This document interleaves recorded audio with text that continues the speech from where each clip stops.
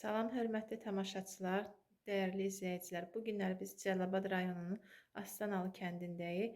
Bu günləri yaxşı oxuyan şagirdlərimizdən olan Aysel balamızgildəyik.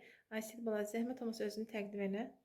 Mən Poladova Aysel Əlisova qızı, Cəlilabad rayon Astanlı kənd tam orta məktəbinin 9-cu sinif şagirdiyəm. Lap yaxşı. Aysel, böyüyəndə nə olmaq istəyirsən?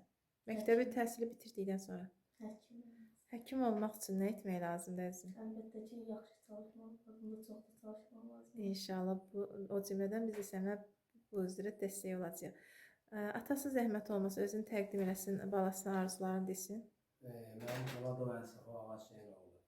Mən də öz növbətində öz övladıma onu tövsiyə edirəm ki, həm çalışsın, bizim də əlimizdən nə gəlir köməklik eləyək ki, daha da yüksəklərdən səsi gəlsin, daha da yüksək nailiyyətlər əldə eləsin. Hər zaman başınız ucu eləsin inşallah.